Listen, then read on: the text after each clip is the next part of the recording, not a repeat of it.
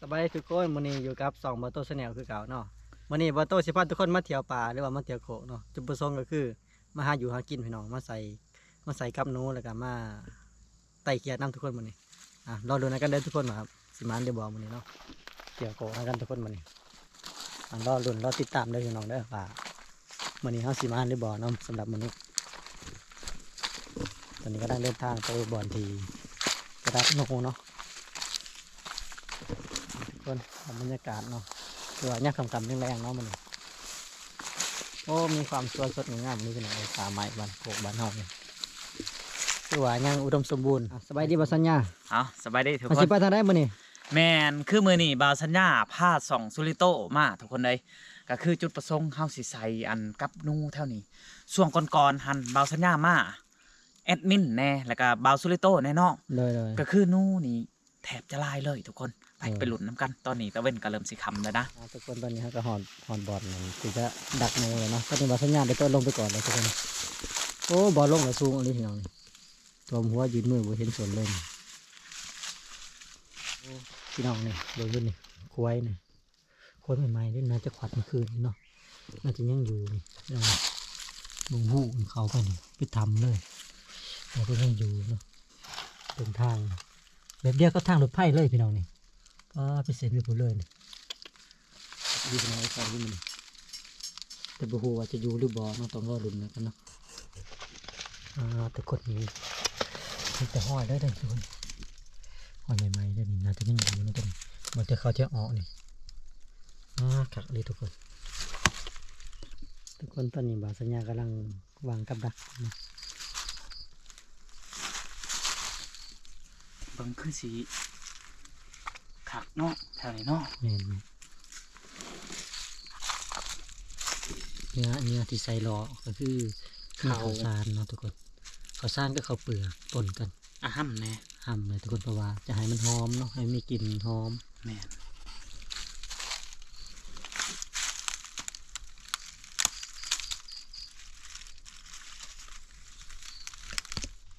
ในการใส่ตอนระมัดระวังเลยเนาะทุกคนเพราะว่า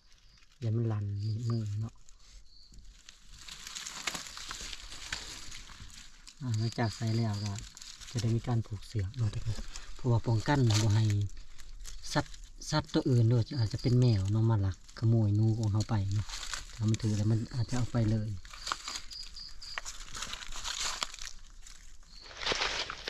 สำหรับการเดินทางนะอย่างนี้อุปสรรคหน่อยก็น้อยเนาะเพราะว่าต้องหลอดใหม่ใส่ขี้ขาดทุกคนนะทุกคนตอนนี้ก็ได้วางเป็นรางที่หาเนาะ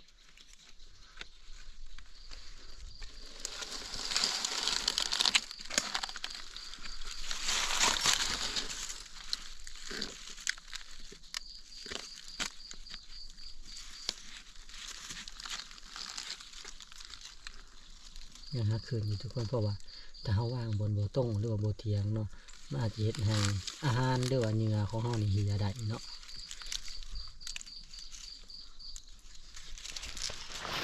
ทุกคนตอนนี้ค่ะไปเล่นกันเลยใส่ขับลงแรงเนาะก็เริ่มเหนื่อยแต่ทุกคนตอนนี้นะ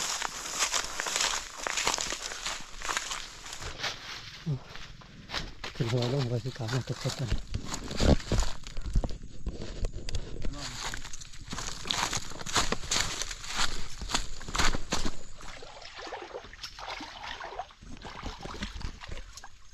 ทุกคนต้องตามน้ำตามน้ำลง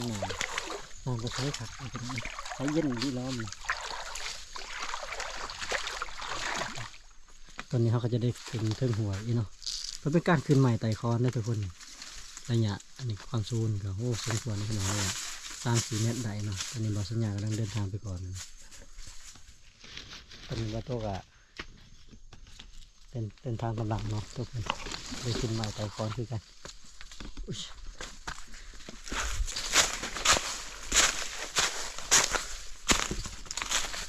โอ้บนทางลงสั้นขนาดนี้เลย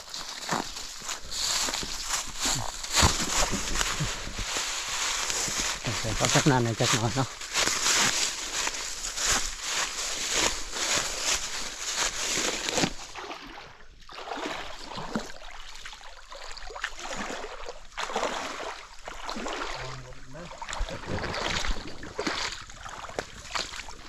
ทุกคนตอนนี้เขาก็ได้ใส่อากับหนูหรือว่ากับดักหนูเพชรสีไม่เทียมหอยเนาะตอนนี้เขาก็สิได้เดินทางกลับไปหาบ่อผักหมูเศร้านะหลังจากนั้นก็สิได้พาทุกคนไปย่ามกับดักต่อเนาะหรือว่าไปหาเขียดเนาะทุกคนหาการเขียดการกบต่อกันเนาะจุดประสงค์ในมื้อนี้เนาะทุกคนตอนนี้เขาก็ใส่อากับหนูหรือว่าใส่กับดักหนูสำเร็จเสร็จสิ้นไม่ทีเหียบหอยแล้วเนาะเขาก็จะได้เดินทางกลับไปหาที่พักที่เศร้าเนาะหลังจากนั้นก็สิได้ไปหาย่ามกับดักหรือว่าไต่เขียดไต่กบต่อไปเนาะทุกคนทุกคนตอนนี้เขาก็มาหอดที่พักที่เศร้าแล้วเนาะต่อมาก็เขาจะมีการก่อกองไผ่เพื่อความอบอุ่นของร่างกายเนาะทุกคนตอนนี้ไผ่ก็เริ่มติดแล้วทุกคนหลังจากนั้นเขาก็จะได้นำเขียดหรือว่านำหนูที่เขาได้มาเนาะจะได้มาปีงหรือว่ามาหยาหลังจากที่เขาก่อกองไฟสำเร็จเสร็จสิ้นแล้วเนาะทุกคนเขาก็จะได้มีการกางเต็นท์หรือว่าเห็ดบอนอยู่บนเสาเนาะเพราะว่าคืนนี้เขาจะพักแง้มคืนอยู่บนนี้เนาะก็คือบ่าวสัญญากำลังกางอยู่ทุกคนตอนนี้เป็นเต็นท์ลายทหารเนาะอันนี้เป็นของไทยได้พี่น้องไทยแท้เนาะก็คือว่าเหมาะสำหรับนอนป่าเนาะเต็นท์หลังนี้ทุกคนเข้าได้อยู่ประมาณ2-3 คนเนาะพอดีเต็มแต่ว่า3 คนลูกหน่อยพอดีคักเลยทุกคนเลยทุกคนหลังจากที่เขาตั้งเต้นหรือว่าดังไฟติดเป็นที่เรียบร้อยเนาะเขาก็จะได้เดินทางออกไปหาอยู่หากินต่อเนาะเขาจะได้ไปไต่เขียดแล้วก็ปิ้งย่างทุกคนหลังจากที่เขากลับมาจากไต่เขียดเนาะเขาก็ได้ไต่เขียดมาโบราณไปได้พี่น้องมันได้ปิ้งเดียวเนาะคือว่าหลังจากที่ว่ากินข้าวแล้วเขาก็จะได้ปิ้งย่างต่ออีกตัวหนึ่งเนาะตอนนี้บาสัญญากำลังปิ้งอยู่ทุกคนปิ้งหรือว่าอย่างเนาะมากินปิ่งเขียดน้ำกันมื้อนี้มาหากินอาหารธรรมศาสตร์กับว่าแมนเลย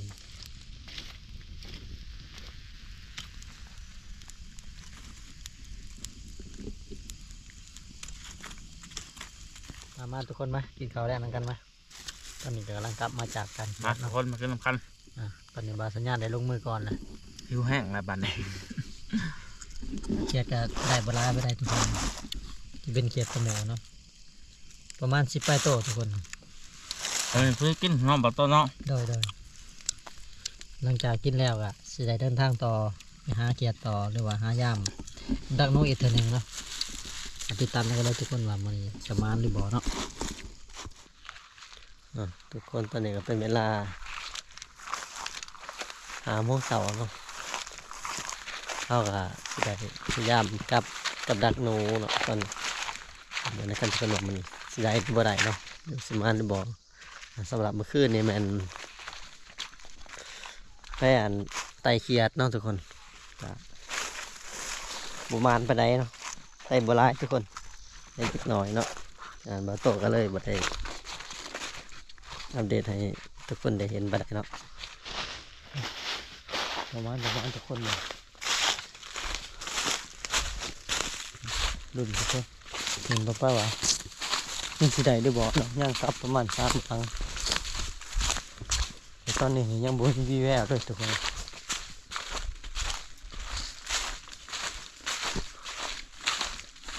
แล้วก็มาลากนี่กันหมดที่คือเก่า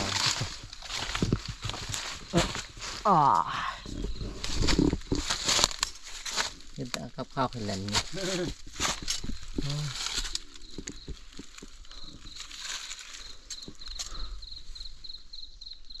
ประมาณ3เนาะสำหรับล้างตัวนี้กันพอถือทุกคนโอ้ใส่นูบ่ออกจะไหนมาหูมันนี่เนาะมีแต่ห้อยมีแต่กลัวเลยทุกคนแต่ว่าบ่ถือเนาะเป็นยังเหมือนใส่มันบ่หิวบ่ใส่มันออกเมื่อคืนเมื่อวานมันบ่ออกเลยบ่ทุกคน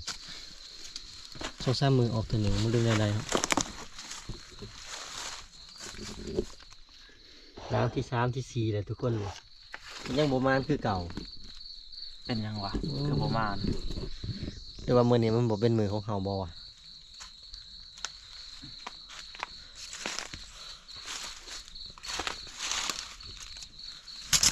ไปทุกคนลุกนั่งต่อไป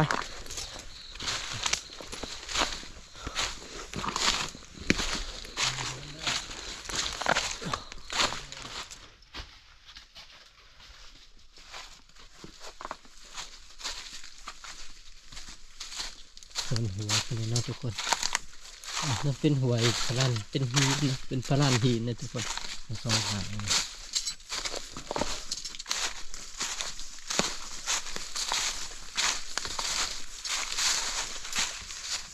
ความลึกนี่นะประมาณ2 เมตรได้นะทุกคน2-3 เมตรได้เนาะวันนี้ไปอยู่บนไม้เลย มันไปมันในหนังเขาละเดี๋ยวหัวใหญ่เขาเนาะ นั่นแหละ ว่าหัวใหญ่ล่างเดียวตัวนั้นก็ยังถือเนาะ อืม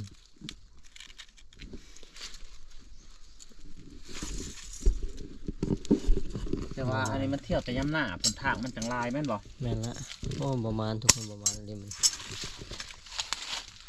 ย่ามไปอันคาบไก่จะหมดแล้วเนาะแต่ว่าตอนนี้ครับยังบ่ได้อยู่ทุกคนก็สะอ่อนปลายาสำหรับปลายาสองข้างทางเนาะยังเกี่ยวกับจี้อยู่เลยทุกคนตอนนี้เป็นเพราะว่าเป็นปลาสีอุดมสมบูรณ์เดี๋ยวนี้มีสัตว์ป่านานาพันธุ์หลายชนิดทุกคนมีโอกมังเนาะที่กำลังไก่จะสูญพันธุ์เสือขางนี่ครบหมดทุกคนนกนูผู้ปีกคือว่ายังอุดมสมบูรณ์หลายอยู่ได้เห็น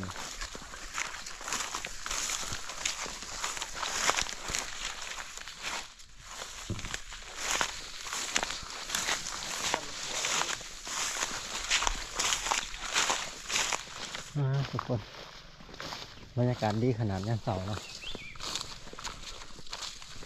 ตัวพื้นป่าปลายงาทุกคนเชือกขจี้อันนี้ก็เหมาะสมสำหรับการเลี้ยงสัตว์พี่น้อง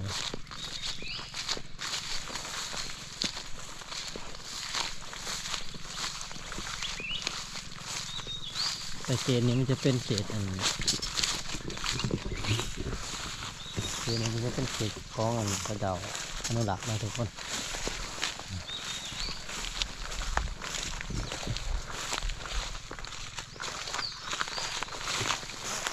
ฮะ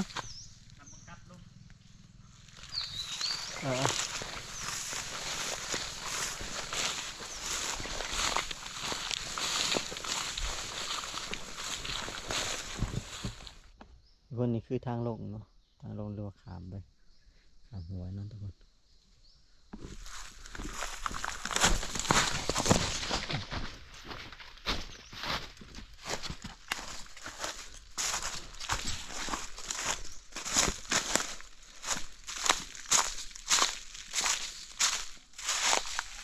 ขึ้นหัวอีกทุกคนเลย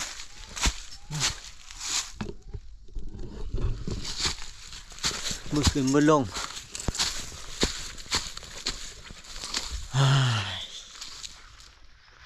ทุกคนตอนนี้เขาก็สิได้กลับบ้านกับสองเนาะเพราะว่ายามกำดักหนูสำเร็จเสร็จสิ้นไปที่แหมหอแล้วเนาะแต่ว่าประมาณทุกคนมันนี่แต่ว่าบ่ได้จักโตเลยเนาะสวยๆมันนี่พอกันไหมคลิปหน้าทุกคนบายดี